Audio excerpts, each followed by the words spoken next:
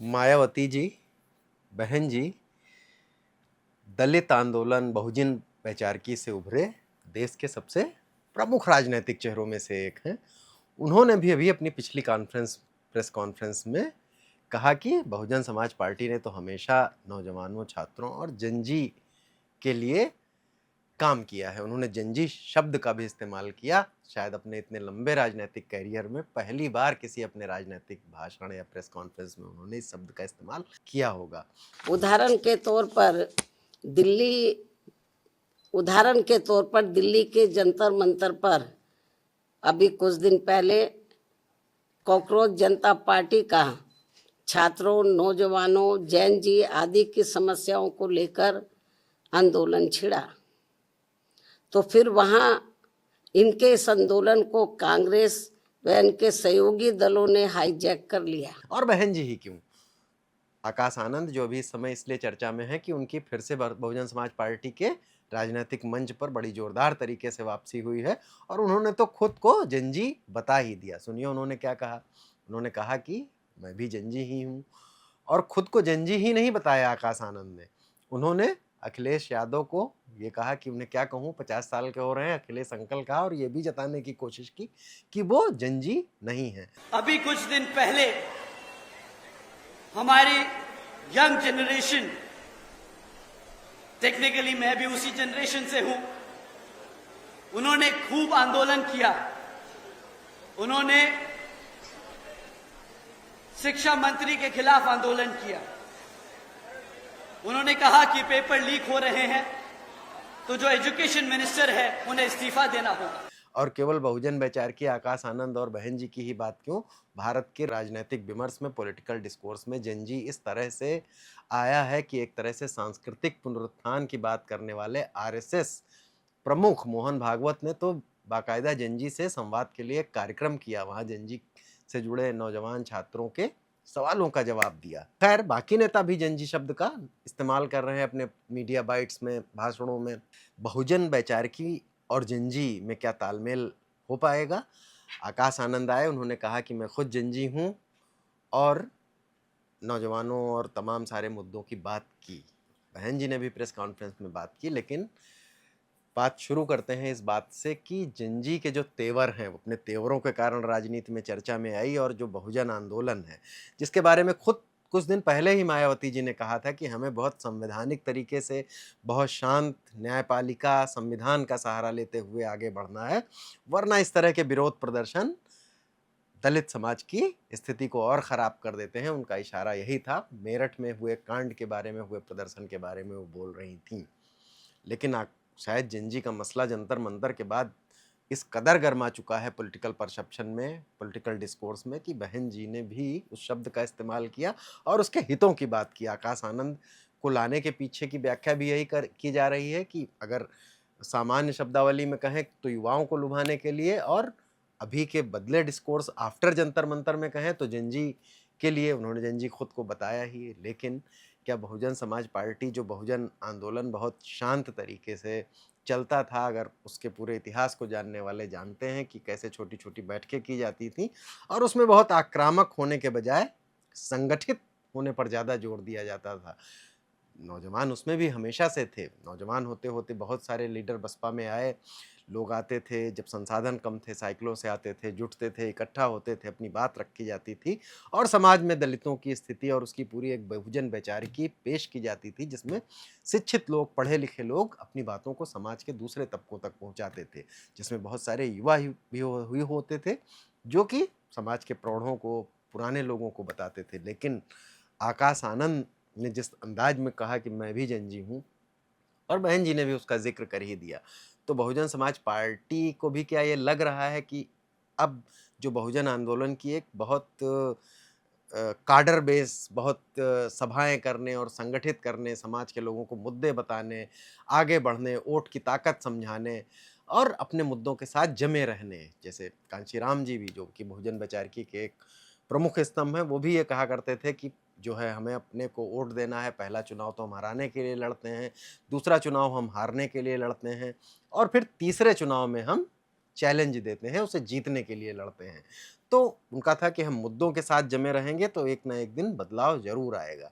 लेकिन जंजीत के मूवमेंट के बाद थोड़ा बदलाव में आया है, वो तुरंत सवालों का जवाब चाहती है। क्या बहुजन समाज पार्टी की वैचारिकी या उसके काम करने के तरीके में भी अब ये बदलाव दिखेगा, ख़ास तौर से आकाश आनंद के आने के बाद? आकाश आनंद युवा हैं और थोड़ा जंजी जैसे तेवर पिछले लोकसभा चुनाव में उन्होंने दिखाए थे। अब हम अगर नए शब्दावली का सहारा लेकर पुरानी बात की व्याख्या करें तो उन्होंने बहुत आक्रामक होते हुए उस समय सरकार पर कहा था कि इसको हटा देना चाहिए, आतंकवादी सरकार है वगैरह वगैरह, जो कि आमतौर पर बहुजन समाज की सबसे बड़ी नेता रहे मायावती जी की भी भाषा नहीं हुआ करती थी, कम से कम तब से जब से वो सत्ता में रहीं। अब जब आकाश आनंद आ गए हैं, उनके भाषण की डिकोडिंग भी बहुत चल रही है। उन्होंने बहुत संतुलित भी नहीं रहे जैसा लोग मान रहे थे। आरोप लगते हैं बसपा कर कि वो तो भाजपा की बी टीम हो गई है। उन्होंने भाजपा पर भी हमले बोले, लेकिन भाजपा के थोड़े बड़े चेहरों से परहेज कर गए और ख़ास तौर से उनका पीएम मोदी या बाकी उनकी कैबिनेट अमित शाह जैसे नाम उन्होंने नहीं लिए और इसकी लोग व्याख्या कर रहे हैं, लेकिन फिर भी उन्होंने भाजपा सरकार पर हमला तो बोला। और अब जंजी के तेवर, दलितों में भी एक जंजी उभरा है और एक पूरी पीढ़ी खड़ी हो चुकी है ऐसी, जो कि बहुजन समाज पार्टी की सत्ता में आने के बाद बड़ी हुई है। उदाहरण के तौर पर अगर एक 2012 में बहन जी की सरकार गई उत्तर प्रदेश से, उस समय कोई लड़का जो 5 साल का था वो अब 19 साल का हो चुका है। तो वो बहुजन आंदोलन को उस तरह से नहीं समझता है, क्योंकि उसके बाद से बीएसपी की कैडर एक्टिविटीज़ भी लगातार घटी ही हैं और उसके पास प्रश्न है, शिक्षा है और तेवर है और एक मध्यम वर्गीय चेतना भी है, जिसमें वो वैसे ही जंजी को अगर हम एक सार करके देखें नए लड़कों के तौर पर, उसका सामाजिक बंटवारा ना करें तो वो भी बहुत सारे प्रश्नों पर वैसे ही सोचता है जैसे किसी दूसरे तबके के लोग सोचते हैं और उसे भी दलित प्रश्नों के साथ साथ रोजगार जैसे, अभिव्यक्ति की स्वतंत्रता जैसे, बराबरी के हक जैसे सवालों का जवाब थोड़ा जल्दी चाहिए। उतना नहीं कि संगठित होंगे, वोट की ताकत और संविधान का सहारा लेकर बदलेंगे, क्योंकि अब बहुत सारे दलितों में युवा चंद्रशेखर की सभाओं में आप देखेंगे जो कहते हैं कि 70 साल से संविधान काम कर रहा है और अब ये बदलाव आ ही जाना चाहिए और आते हुए दिखना भी चाहिए। और जब चंद्रशेखर की सभा की बात हुई है तो जंजी के तेवरों में बदलाव का एक कारण बसपा को थोड़ा बदलना इसलिए भी होगा कि चंद्रशेखर भी तो हैं। Chandrashekhar as a product, as a political product अगर उभरे हैं तो ये कहा जा सकता है कि वो बहुजन वैचारिकी का ही उभार है। सब्बीरपुर के जिस कांड से उन्होंने जिस तरह से विरोध किया समाज के अगड़े तबकों का और उसके बाद चर्चित हुए, जेल गए और फिर लगातार एक्टिव रहे, उसमें बसपा का इतिहास, वामसेफ का इतिहास और वही विचारधारा सबसे जोरदार थी जिसका सहारा लेकर वो आए। लेकिन उस विचारधारा में उन्होंने एक चीज़ ऐड की, एक्टिविज्म की। कहीं भी किसी मसले पर पहुंच जाना, प्रदर्शन और तेवरदार भाषा में अपनी बात रखना। आपको एक फोटो याद होगा चंद्रशेखर के उभार का समय का, जब वो अपनी मूंछों पर ताव दिया करते थे और दलित समाज के युवाओं में फोटो बहुत लोकप्रिय हुआ था। लोग फेसबुक वगैरह आने के बाद वैसे फोटो खींचकर दलित समाज के लड़के उस पर डालते थे। अब जंजी का शब्द उनके लिए आ गया है। वो इस तरह का उपक्रम प्रतीकात्मक तो शायद नहीं कर रही है, लेकिन सवालों को थोड़ा जल्द चाहती है। बहुजन समाज पार्टी या चंद्रशेखर से अगर उसका जुड़ाव है तो वो भी चाहेंगे ही कि उनका राजनीतिक नेतृत्व करने वाला भी उन प्रश्नों को वैसे ही उठाए। बहन जी की प्रेस कॉन्फ्रेंस में भी ये बात दिखी। निजी क्षेत्र में आरक्षण, न्यायपालिका में आरक्षण, आउटसोर्सिंग की भर्तियां बहुत हो रही हैं, ये सब प्रश्न चर्चा में तभी से होने लगे थे, उदारीकरण के बाद से ही क्रमिक रूप से चर्चा में आ रहे हैं। लेकिन इस बार बहन जी ने निजी क्षेत्र के आरक्षण पर थोड़ा विस्तार से बात की और उन्होंने कहा कि ये कैसे कैसे किया जा सकता है, पब्लिक सेक्टर के कारपोरेशंस में कैसे आरक्षण पर खतरा है या जो आउटसोर्सिंग में कैसे कैसे हो जा रहा है कि आरक्षण नहीं मिल पा रहा है। और उन्होंने सरकारी नौकरियों के आरक्षण से ज़्यादा प्राइवेट सेक्टर के आरक्षण के मसले पर बात की और कहा इसका कोई ना कोई तरीका निकलना चाहिए। ये शायद उस संविधानवादी, बहुजनवादी शब्दावली से इस बार बहन जी की जो प्रेस वो पढ़ती हैं नोट, वो उन्होंने थोड़ा सा उसमें बदलाव किया था और उसमें थोड़ा सा प्रश्नों से जूझने की जंजी वाली शैली की है, नहीं हम थोड़ा जल्दी भी करेंगे और इन सवालों पर कि बार बार हम आरक्षण के प्रश्नों को उसी तरह रिपीट नहीं करेंगे। और चूंकि नौकरियां नए क्षेत्रों में पनप रही हैं, प्राइवेट सेक्टर लगातार बढ़ रहा है, तो उस पर भी बात होगी। सरकारी ठेकों में आरक्षण की बात चंद्रशेखर भी करते हैं, तो बसपा में भी ये दबाव है। इसलिए शायद बहन जी ने भाषा बदली, या जंतर मंतर पे जो जंजी का तेवर है और उसमें बहुत सारे कहते हैं कि उसमें बहुत सारे आप नारे सुने होंगे, जय भीम जय भारत के भी नारे लग रहे थे। तो यानी कि दलित जंजी, जो दलित समुदाय से आए हुआ है, जो जंजी का पार्ट है, वो भी अब प्रश्नों को तेजी से हल करना चाहते हैं और उतना इंतजार करने के लिए नहीं तैयार हैं जितना बहुजन समाज के पुराने लोगों ने लगातार आंदोलन करके, लगातार एक वैचारिकी से सहमत होके किया। इसकी एक वजह भी है कि जब कोई एक वैचारिकी बनती है, एक आंदोलन खड़ा होता है, तो धीरे धीरे उस आंदोलन से जो निकलता है, आने अगली पीढ़ी उसको वैसे ही आत्मसात कर लेती है और उसे लगता है कि ये प्रश्न तो हम समझ चुके हैं। शायद जो दलितों में भी जो एक युवाओं का तबका है, जो जंजी का हिस्सा है, वो भी ये समझने लगा है। इसलिए बहुजन समाज पार्टी इसमें थोड़ा बदलाव कर रही है। आकाश आनंद को भी फ्रंट पे लाने के पीछे ये कारण हो सकता है कि अब वो ज़्यादा सक्रिय रहेंगे, ज़्यादा बोलेंगे। लेकिन फिर दबाव आकाश आनंद पर भी बढ़ता है। आकाश आनंद ने खुद को सादाबाद में जंजी कह तो दिया, लेकिन क्या बहुजन समाज पार्टी और बहन मायावती उनको उतनी इजाज़त देंगी एक्टिविज्म की, बोलने की और जगह जगह प्रदर्शन और धरनों में सम्मिलित होने की, जितनी चंद्रशेखर को की खुद की पार्टी है उनको है। चंद्रशेखर उसमें लगातार कहीं ना कहीं पहुंचते हैं, संसद से लेकर हर जगह पर वो बोलते हैं, प्रश्न भी उठाते हैं। जैसे केवल दलित प्रश्नों के अलावा उन्होंने चीनी के बढ़े दामों को एथेनॉल से जोड़कर वो संसद परिसर में बोले और उसके बाद चीनी की बढ़ते दामों पर भी वो बोले, जंजी का मुद्दा महंगाई पर बोले। तो अब आकाश आनंद पर यह दबाव बढ़ेगा और आकाश आनंद के सामने समस्या होगी। वो भी लगभग 30-31 साल के हैं और उसमें दलित वैचारिकी को वो समझते हैं।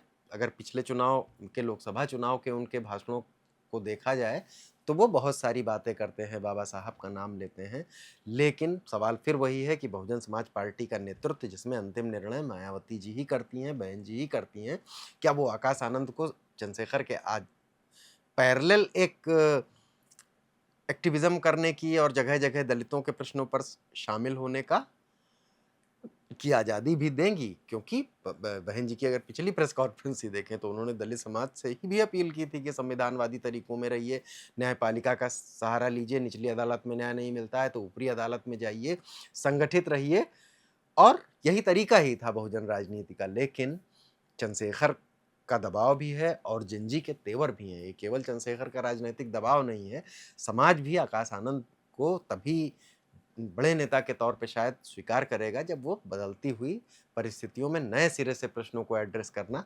शुरू करेंगे। अब देखना है कि आकाश आनंद की सक्रियता, पहला भाषण जो उनका सादाबाद का रहा उसकी थोड़ी तारीफ हो रही है, बहन जी ने खुद भी की है कि वो खुल के बोले मुद्दों पर।